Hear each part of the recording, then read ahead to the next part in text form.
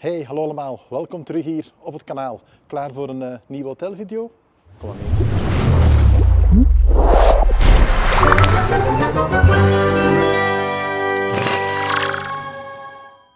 Voor deze trip verblijven we in het Akena Hotel deze keer. 4 sterren. Welkom in de lobby. En dat is er aan te zien. Heel ruime lobby. Ook een receptie 24/7. Snoepjes als welkom voor zij die het willen. En een afzonderlijke bar die open is tot 11 uur. Dus als je uit het park komt en je wil nog heel snel iets drinken, geen probleem, perfect mogelijk. Water, bekertje vullen of flesje vullen. Je kan ook een fles kopen voor 3 euro aan de receptie. En dan kan je hier gratis een halve liter water komen tanken. En dan heb je hier ook nog wat zitplaatsen van de bar, dat ook nog vrij ruim is. Dus heel mooie, heel ruime lobby. En aan de overzijde hier is er nog wat ruimte om te werken. Er is uiteraard gratis wifi. En hier kan je nog een beetje tokkelen op de laptop. Er zijn nog een paar stopcontacten ook voorzien.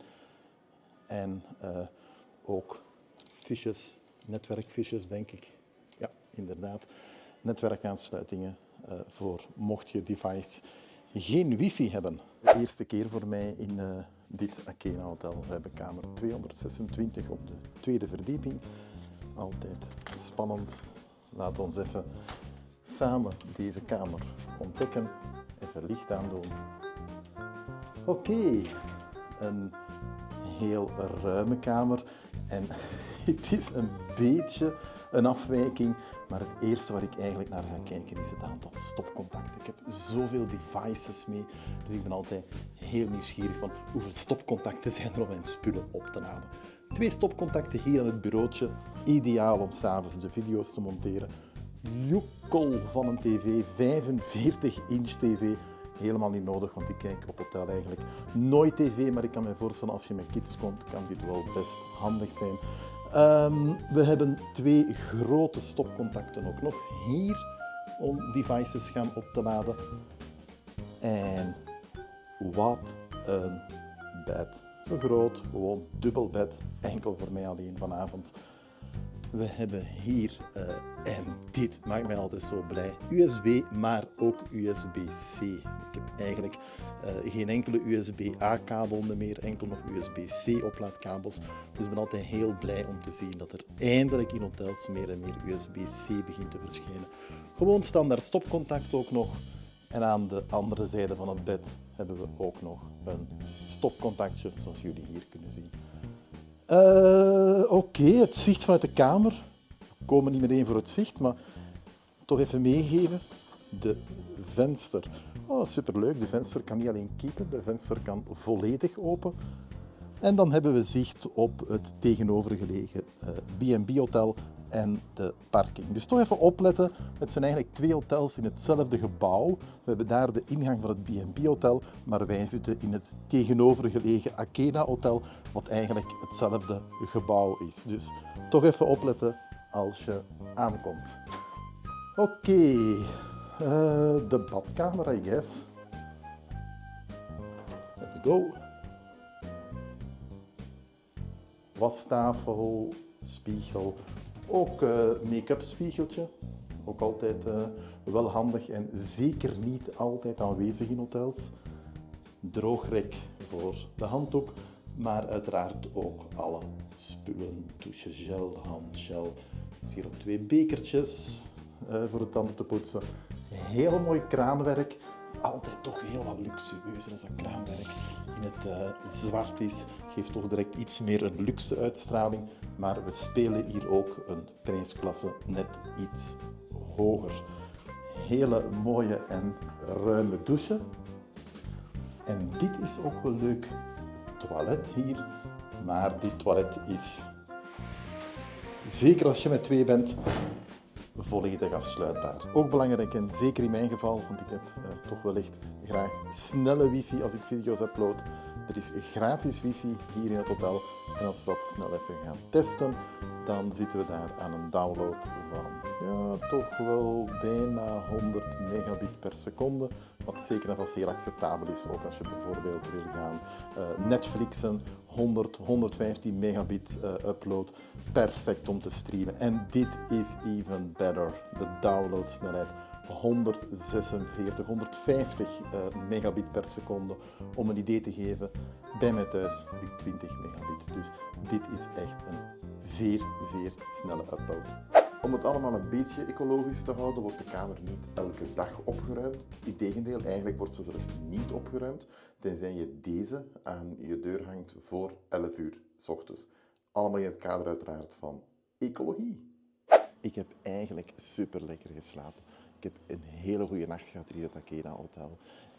Eigenlijk geen lawaai, super goede bedden. Wat een verschil ten opzichte van Eeklo, waar ik vroeger zat. En wat een verschil zelfs ook ten opzichte van de B&B die aan de overkant zit. Het is net 1 ster meer, maar dat voel je eigenlijk meteen. Ik kwam deze ochtend ook in de lobby en dat was mij gisteren eigenlijk ook al opgevallen. Ik wandel door de lobby en ik had zo'n geurtje, direct een zeer aangenaam parfum in de lobby. Kan je trouwens ook kopen aan de receptie. Ga ik niet doen, ik verzamel enkel de geurtjes van de Disneyland hotels. Maar als je zou willen, kan je het geurtje van het Akena Hotel ook kopen aan de receptie. Dus echt wel een super hotel voor eigenlijk net dat heel klein beetje meer in prijs. Goed, het ontbijt is van 6:30 tot 10 uur op weekdagen. Ik heb honger. Laten we even gaan ontbijten.